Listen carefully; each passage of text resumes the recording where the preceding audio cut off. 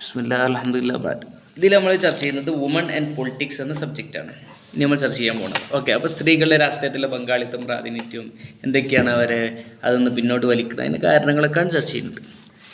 ഇന്ന് അസംബ്ലിയിൽ ഏകദേശം, അതായത് ഇന്ത്യയിൽ മൊത്തത്തിലുള്ള നിയമസഭകൾ വെച്ച് നോക്കുമ്പോൾ അതിൽ 70ഓളം സ്ത്രീ പ്രാതിനിധ്യമുണ്ട്. നമ്മുടെ ശൈലജ ടീച്ചർ അടക്കം 70ഓളം ആളുകളുണ്ട്. 752 ടോട്ടൽ മെമ്പേഴ്സിൽ 90. അസംബ്ലി തന്നെ അവസാനം നടന്ന തിരഞ്ഞെടുപ്പിൽ അവസാനം നടന്ന 5 തിരഞ്ഞെടുപ്പിൽ സ്ത്രീകൾക്ക് 9% ഉണ്ട്. അപ്പോൾ ടോട്ടൽ 752 ആണുള്ളത്. അതിൽ 70 സ്ത്രീകളാണ്. റീസെൻറ്റ് ഇലക്ഷൻ വെസ്റ്റ് ബംഗാളിലാണ് ഏറ്റവും കൂടുതൽ, 14%.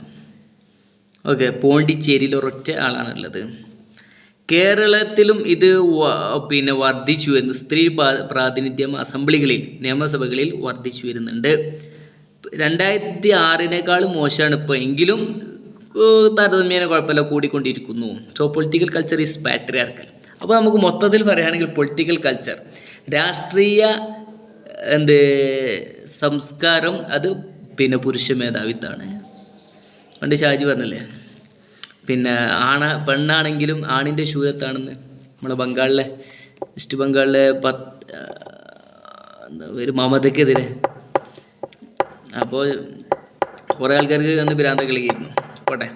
What gender gap reports gender gap റിപ്പോർട്ടുകൾ എന്താണ് പറയുന്നത്? ഇന്ത്യ എന്ന് പറഞ്ഞാൽ സൗത്ത് ഏഷ്യയിലെ ഏറ്റവും മോശമായിട്ടുള്ള 3ാമത്തെ രാജ്യമാണ് സ്ത്രീ പങ്കാളിത്ത വിഷയം. അപ്പോൾ ഏറ്റവും മോശമുള്ളതല്ല, അതിൻ്റെ മേലല്ല, അതിൻ്റെ മേലെ ഇന്ത്യയാണ്. അപ്പോൾ ഇന്ത്യ ഈ ലോകതലത്തിൽ ഇതിന് 140ാം സ്ഥാനത്താണ്.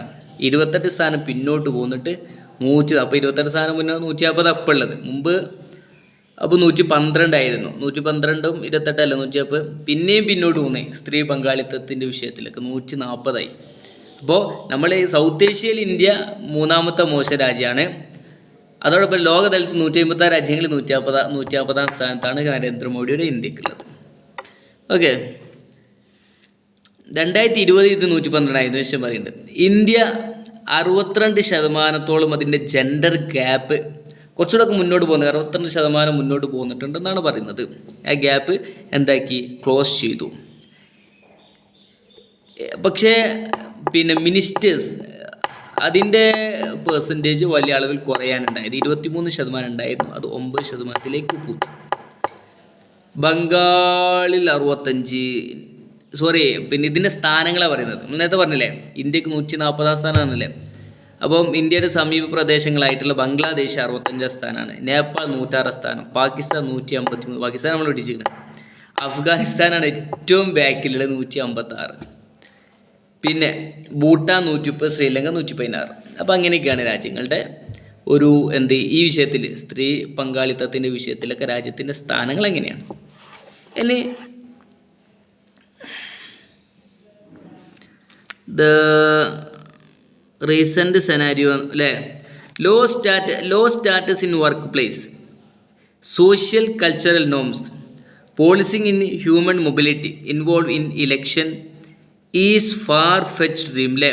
അപ്പോൾ സ്ത്രീകളെ സംബന്ധിച്ചിടത്തോളം അവരുടെ വർക്ക് പ്ലേസിൽ, തൊഴിലിടങ്ങളിൽ അവർക്ക് സ്ഥാനം കുറവാണ്. അതോടൊപ്പം തന്നെ സാമൂഹികവും രാഷ്ട്രീയപരമായിട്ടുള്ള നിയമങ്ങൾ, സംവിധാനങ്ങൾ, അതോടൊപ്പം തന്നെ സ്ത്രീകളെ ഭയങ്കരമായിട്ട് ഈ കുടുംബത്തിൻ്റെ ഉള്ളിൽ വരെ സ്ത്രീകൾക്ക് ഡിസിഷൻ മേക്കിംഗ് അവസരമൊന്നും ഉണ്ടാവണില്ല. ഇത്തരമൊരു സോഷ്യൽ സിറ്റുവേഷനിൽ നിന്നുകൊണ്ട് സ്ത്രീകൾക്ക് പൊളിറ്റിക്സിൽ സ്ഥാനത്ത് കയറി പറ്റുക എന്ന് പറഞ്ഞാൽ അത് അതിവിദൂരമായിട്ടുള്ള ഒരു സ്വപ്നമാണെന്നാണ് പറയുന്നത്. അപ്പോൾ സോഷ്യൽ കണ്ടീഷൻ ശരിയല്ല, സാമൂഹിക സാഹചര്യം ഒരിക്കലും ശരിയല്ല. വർക്ക് പ്ലേസിലാവട്ടെ, സോഷ്യൽ കൾച്ചർ നോംസ് ആവട്ടെ, അതൊന്നും സ്ത്രീകൾക്ക് അനുകൂലമല്ലാത്തത് കൊണ്ട് ഇതൊക്കെ ഓവർകം ചെയ്തിട്ട് ഓൾക്ക് പോകണം. അപ്പോൾ ഓൾക്ക് അതൊരു വലിയ അതിവിദൂരമായിട്ടുള്ളൊരു സ്വപ്നമാണ്. ഓക്കെ, റിസർച്ച് പറയുന്നു woman ability in negative in household അല്ലേ,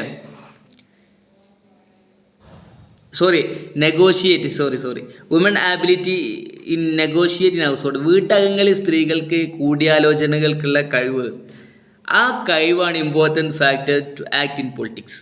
അപ്പോൾ സ്ത്രീകൾക്ക് വീട്ടിൻ്റെ ഉള്ളിൽ അവർക്ക് എത്ര പങ്കാളിത്തമുണ്ട്, കൂടിയാലോചനകൾക്ക് എത്ര പങ്കാളിത്തമുണ്ട്, അതിനനുസരിച്ചാണ് അവർക്ക് ലഭിക്കുന്നത്. സ്വാഭാവികമായിട്ട് അത് ഓവർകം ചെയ്ത് അവർക്ക് മുന്നോട്ട് പോകാൻ പറ്റും. പിന്നെ അവർക്ക് കിട്ടും, സമൂഹത്തിലെ പൊളിറ്റിക്സിൽ സ്ഥാനങ്ങൾ നേടിയെടുക്കാൻ പറ്റും. പിന്നെ പാർട്ടി സലീസ് വുമൺ റിസർവേഷൻ 13 ഇൻ പാർലമെന്റ് അല്ലേ,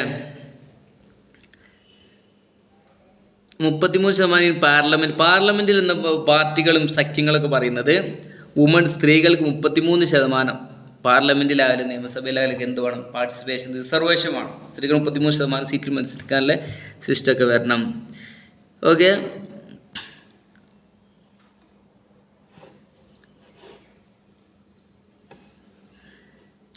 പിന്നെ 8 woman candidate in Assam, 11 other 4 States അല്ലേ. അവസാനം നടന്ന തെരഞ്ഞെടുപ്പിലൊക്കെ പിന്നെ അതിൻ്റെ നമ്പർ ജസ്റ്റ് ഒന്ന് ഉറപ്പുവരുത്തണേ. പിന്നെ ആസാമിലൊക്കെ കുറച്ച് 8 എത്രയോ ആളുകളാണ് പിന്നെ സ്ത്രീകളായിട്ട് മത്സരിച്ചത്, 11 പേര്. ബാക്കി 5 സ്റ്റേറ്റുകൾ നമ്മൾ പറഞ്ഞില്ല, 5 സ്റ്റേറ്റുകൾ അവസാനമായിട്ട് റീസെൻ്റ് ഇലക്ഷൻ നടന്നതിൽ 4 സ്റ്റേറ്റിലൂടെ 11 സ്ത്രീകളിലൊക്കെ ഉണ്ടായിരുന്നുള്ളൂ എന്നൊക്കെ പറയുന്നത്. അപ്പോൾ ഇതിൽ പറയുന്നത് ഓൾ പാർട്ടീസ് ഈക്വലി ഗിൽറ്റി, എല്ലാ പാർട്ടിക്കാരും ഒരുപോലെ കുറ്റവാളികളാണ്, ഉത്തരവാദികളാണ് ഇതിനാണ് പറയുന്നത്. അപ്പോൾ വുമൺ പാർട്ടിസിപ്പേഷൻ ഇങ്ങനെ കുറയാനുള്ള കാരണങ്ങളിലേക്കാണ് ഇനി നമ്മൾ പോകുന്നത്. Male oriented politics, male dominated, പുരുഷ കേന്ദ്രീകൃതവും പുരുഷ ആധിപത്യവുമുള്ള ഒരു പൊളിറ്റിക്സ് ആണുള്ളത്. അത് പുരുഷന്മാരിൽ കേന്ദ്രീകരിച്ചുള്ള ഒരു പൊളിറ്റിക്സ്. അതോടൊപ്പം തന്നെ പുരുഷന്മാരുടെ ആധിപത്യം ഉള്ളത് മെയിൽ ഓറിയൻറ്റഡും ആണ്, മെയിൽ ഡൊമിനേറ്റഡും ആണ്. 2 woman constitute 50% of population but under represent in decision making അല്ലേ. സ്ത്രീകൾ ഏകദേശം പിന്നെ 50% പോപ്പുലേഷൻ എന്തുണ്ട്, പോപ്പുലേഷൻ്റെ ശതമാനം വരുന്നുണ്ട്. പക്ഷേ അവർക്ക് എന്ത് ലഭിക്കുന്നില്ല, അതിനനുസരിച്ച് റെപ്രസെൻറ്റേഷൻ ലഭിക്കുന്നില്ല, പ്രാതിനിധ്യം ലഭിക്കുന്നില്ല.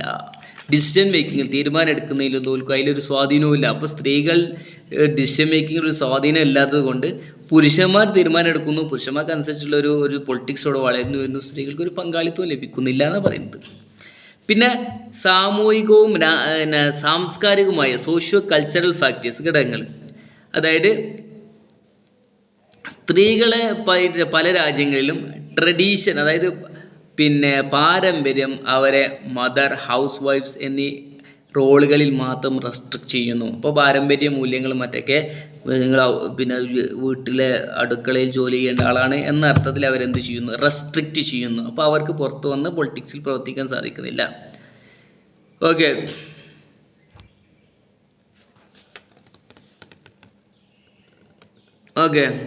പിന്നെ പറയുന്നത് അപ്പോൾ സ്ത്രീകൾക്ക് എന്ന് പറഞ്ഞാൽ എന്താണെന്ന് വെച്ചാൽ ഓഫ് വർക്കിംഗ് മദർ, സ്ത്രീകളുടെ ജോലി എന്ന് പറഞ്ഞാൽ ഒരു പിന്നെ ലോ പെയ്ഡ്, ഒരു പെയ്ഡും ഇല്ലാതെ അപ്പൊളിറ്റിക്കലായ രാഷ്ട്രീയത്തിൽ പ്രവർത്തിക്കാത്ത ഒരു വർക്കിംഗ് മദർ എന്നതാണ് സ്ത്രീകളുടെ പിന്നെ ദൗത്യം എന്ന അർത്ഥത്തിൽ പുരുഷന്മാർ അവതരിപ്പിക്കാൻ ശ്രമിക്കുന്നു, സമൂഹം അവതരിപ്പിക്കാൻ ശ്രമിക്കുന്നു. അതോടൊപ്പം തന്നെ സ്ത്രീകൾ പ്രൈവറ്റ് റോളിൽ മാത്രം, സ്വകാര്യമായിട്ടുള്ള അവരുടെ പിന്നെ വ്യക്തി ജീവിതം, സ്വകാര്യ ജീവിതവുമായി ബന്ധപ്പെട്ട റോളിൽ മാത്രം അവരെ റെസ്ട്രിക്റ്റ് ചെയ്യുകയും പബ്ലിക് റോളിൽ അവരെ പ്രൊഹിബിറ്റ് ചെയ്യുകയും ചെയ്യുന്നു. ഓക്കെ, പിന്നെ considered as house wives restricted by patriarchal mindset അല്ലേ.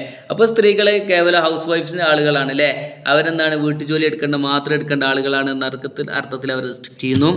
പാട്രിയാർക്കൽ മൈൻഡ് സെറ്റ്, പുരുഷ മേധാവിത്വപരമായിട്ടുള്ള ഒരു മാനസികാവസ്ഥ എല്ലാ അർത്ഥത്തിലും സ്ത്രീകൾ എന്താക്കുന്നു, റെസ്ട്രിക്റ്റ് ചെയ്യുന്നു. പിന്നെ woman is week restricted in home, സ്ത്രീകൾ ദുർബലരാണ്. അപ്പോൾ സ്വാഭാവികമായിട്ട് അവരെന്താണ്, ശാരീരിക ദുർബലരാണ്, മാനസികമായിട്ട് അവർക്ക് സംഘർഷം അനുഭവിക്കുന്നതാണ്. അപ്പോൾ അവർ റൂമിൽ അല്ല വീട്ടിൽ റെസ്ട്രിക്റ്റ് ചെയ്യപ്പെടുന്നു. Religious institutional leaders impact negatively to പിന്നെ പാർട്ടി ഇൻ പൊളിറ്റിക്സ് അല്ലേ.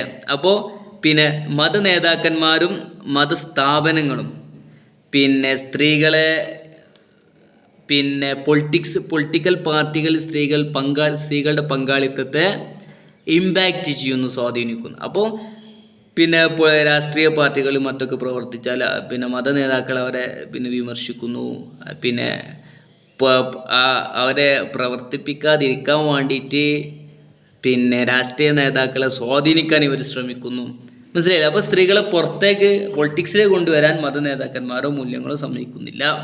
പിന്നെ ലാക്ക് ഓഫ് എക്കോണമി, സ്വാഭാവികമായിട്ട് സാമ്പത്തികമായിട്ട് കുറവായിരിക്കും, അതതിൻ്റെ ഒരു കാരണമാണ്. Spend more time in family, എന്തായാലും ഏത് സ്ത്രീയാണെങ്കിലും ഒരുപാട് സമയം ഫാമിലിയിൽ അവർ ചിലവഴിക്കേണ്ടി വരും. അതൊക്കെയാണ് അവരെ ഇതിന്ന് പിന്നോട്ട് വലിക്കാനുള്ള കാരണം. പിന്നെ റിലീജിയസ് കാരണങ്ങളുണ്ട്, അത് 4 ഫാക്ടറാക്കിയിട്ടാണ് പറയുന്നത്. ഒന്ന് നമ്മൾ പറഞ്ഞു സോഷ്യോ കൾച്ചറൽ ഫാക്ടർ, സാമൂഹികവും കൾച്ചറലായിട്ടുള്ള ഫാക്ടർ, അത് അതിൻ്റെ കീഴിലാണ് ഇപ്പോൾ പറഞ്ഞതൊക്കെ വരുന്നത്. ഇനി അടുത്ത റിലീജിയസ് ഫാക്ടർ. രണ്ടാമത്തെ ഫാക്ടർ റിലീജിയസ് ആണ്. Religious institution leadership make negative impact on woman status. നേരത്തെ പറഞ്ഞ് ഇതിൽ ഉൾക്കൊള്ളേണ്ടതാണ്, നേരത്തെ എന്തോ അതിൽ ഉൾക്കൊള്ളിച്ചോല്, നമ്മൾ ഉത്തരവാദിയല്ല. മതസ്ഥാപനങ്ങളും മത നേതാക്കന്മാരും സ്ത്രീകളെ നെഗറ്റീവായിട്ട് ഇമ്പാക്റ്റ് ചെയ്യുന്നു. അപ്പോൾ സ്ത്രീകൾ എന്താണ്, പിന്നെ അത് സ്ത്രീകൾ ഇറങ്ങുന്നുണ്ട് വുമൻ്റെ സ്റ്റാറ്റസിന് മോശമെന്നൊക്കെ പറഞ്ഞ് ഇമ്പാക്റ്റ് ചെയ്യുന്നു. ലിമിറ്റ് ഓപ്പർച്യൂണിറ്റീസ്, മതങ്ങൾ അവരുടെ അവസരങ്ങളെ, സ്ത്രീകളുടെ അവസരങ്ങളെ ലിമിറ്റ് ചെയ്യുന്നു. പിന്നെ എക്കണോമിക് ഫാക്ടേഴ്സ്. അടുത്തത് ആദ്യം സോഷ്യോ കൾച്ചറൽ ഫാക്ടേഴ്സ്, പിന്നെ റിലീജിയസ് ഫാക്ടേഴ്സ്, 3 എക്കണോമിക് ഫാക്ടേഴ്സ്. എന്താണ്? Lack of economic resource is obstacle. അപ്പോൾ സാമ്പത്തികമായിട്ടുള്ള ഉറവിടങ്ങൾ അവർക്കില്ലാത്തത്, സ്രോതസ് അവർക്കില്ലാത്തത് വലിയൊരു തടസ്സമാവുന്നു പൊളിറ്റിക്സിൽ പ്രവേശിക്കാൻ. Family work and care children അല്ലേ, ഡിസ്ട്രിബ്യൂഷൻ എന്നൊക്കെ എഴുതി കെയർ ചിൽഡ്രൻ എന്നായിരിക്കും. അപ്പോൾ ഫാമിലിയിലുള്ള ഒരുപാട് വർക്കുകൾ, പിന്നെ അതോടൊപ്പം തന്നെ കുട്ടികളെ അവർ കൺസിഡറേഷൻ ചെയ്യണം. നമ്മൾ മുമ്പ് ഫെമിനിസം പറഞ്ഞിരിക്കണത് സ്ത്രീകൾ ഡുവൽ അല്ലെങ്കിൽ പിന്നെ ട്രിപ്പിൾ ഷിഫ്റ്റ് എന്നൊക്കെ പറഞ്ഞു. സ്ത്രീകൾ പുറത്ത് ജോലി ചെയ്യുന്നു, വീട്ടിൽ ജോലി ചെയ്യുന്നു, പുറത്ത് ജോലി ചെയ്യുന്നു, വീട്ടിൽ ജോലി ചെയ്യുന്നു. അതോടൊപ്പം തന്നെ ഇമോഷണൽ ഫാക്ടേഴ്സ് അല്ലേ, വൈകാരികമായിട്ട് കുട്ടികളൊക്കെ ചേർത്ത് പിടിക്കുക, അങ്ങനത്തെ 3 റോളൊക്കെ ഒരേ സമയം നിർവഹിക്കുന്ന ആളുകളാണ് സ്ത്രീകൾ എന്നൊക്കെ പറഞ്ഞിരുന്നു. അതാണ് അതിൻ്റെ ഒരു ബാക്കിയാണിത്. എന്ത്? Family work, care children. അപ്പോൾ ഫാമിലി വർക്ക് ആണ് വീട്ടിലത്തെ ജോലി, കെയർ ചിൽഡ്രൻ എന്ന് പറഞ്ഞാൽ ഇമോഷണൽ വർക്ക്. പുരുഷനും സ്ത്രീയും വീട്ടിലുണ്ടായിരിക്കുക തന്നെ ഇമോഷണൽ വർക്കുകളൊക്കെ സ്ത്രീകളാണ് ചെയ്യുക. ഇപ്പോൾ spend time with home and child care, ഒരുപാട് സമയം അവർക്ക് വീട്ടിൽ ചിലവഴിക്കേണ്ടി വരുന്നു. പിന്നെ കുട്ടികളെ സംരക്ഷിക്കുന്ന വിഷയത്തിൽ ചിലവഴിക്കേണ്ടി വരുന്നു. Cultural expectation about mother role as ideal അല്ലേ. മദർ റോൾ എന്നത് ഒരു ഐഡിയൽ, ഒരു വലിയൊരു ഐഡിയൽ ആയിട്ടുള്ള ഭയങ്കര ഐഡിയൽ എന്ന് പറഞ്ഞാൽ അതാണ് പിന്നെ മാതൃകാപരമായിട്ടുള്ള ജോലി എന്നർത്ഥത്തിൽ അവതരിപ്പിക്കപ്പെടുന്നു. അങ്ങനെ അവതരിപ്പിക്കപ്പെട്ടാൽ സ്ത്രീകൾ സ്വഭാവമായിട്ട് അതിലൊതുങ്ങുന്നു. Lack intra party democracy in പൊളിറ്റിക്സിൽ എന്താ നടക്കില്ല? ആഭ്യന്തര ജനാധിപത്യം നടക്കണില്ല. അപ്പോൾ സ്വാഭാവികമായിട്ട് കുറച്ച് ആളുകൾ ലീഡർഷിപ്പിൽ വരുന്നു, അവരെ നിയന്ത്രിക്കുന്നതിനപ്പുറം ആഭ്യന്തര ജനാധിപത്യമല്ല. പിന്നെ other factors, woman are only vote banks എന്നുള്ള ചിന്താഗതി. സ്ത്രീകൾ എന്ന് പറഞ്ഞാൽ കേവലം വോട്ട് ബാങ്ക് മാത്രമാണെന്നല്ല, അവർ വോട്ട് ചെയ്യാൻ മാത്രമുള്ള ആളുകളാണ് എന്ന ചിന്ത. അപ്പോൾ parties competing four woman vote അല്ലേ. അപ്പോൾ സ്ത്രീകളുടെ വോട്ട് ലഭിക്കാൻ വേണ്ടി പാർട്ടികൾ എന്താക്കുകയാണ്? കോമ്പീറ്റ് ചെയ്യാണ്, മത്സരിക്കുകയാണ്. By promising gas cylinder, washing machine, public transport അല്ലേ. അപ്പോൾ അവർ പ്രകടന പത്രിക ഇറക്കുമ്പോൾ മറ്റൊക്കെ വലിയ ഗ്യാസ് സിലിണ്ടർ ഫ്രീ ആയിട്ട് കൊടുക്കുന്നു. അതോടൊപ്പം ഉമ്മമാർക്ക് മാത്രമല്ലല്ലോ തിന്നല് എല്ലാവർക്കും ഉണ്ട്, പക്ഷെ സ്ത്രീകൾ യഥാർത്ഥത്തിൽ സ്വാധീനിക്കാൻ ശ്രമിക്കും. പിന്നെ വാഷിംഗ് മെഷീനൊക്കെ ഓഫർ ചെയ്യുന്നു. അതോടൊപ്പം തന്നെ പബ്ലിക് ട്രാൻസ്പോർട്ട് ഫ്രീ ആയിട്ട് ട്രാൻസ്പോർട്ടൊക്കെ ഓഫർ ചെയ്യുന്നു. ഇതൊക്കെ എന്താണ്? സ്ത്രീകളുടെ വോട്ട് ബാങ്ക് ആക്കി മാത്രം നിലനിർത്താൻ ശ്രമിക്കുകയും സ്ത്രീകൾക്ക് രാഷ്ട്രീയ പങ്കാളിത്തം ലഭിക്കാതിരിക്കുകയും ചെയ്യുന്നു. ഇൻഷാ അല്ലാഹ് ബാക്കി എടുക്കട്ടാ. അസ്സലാമു അലൈക്കും.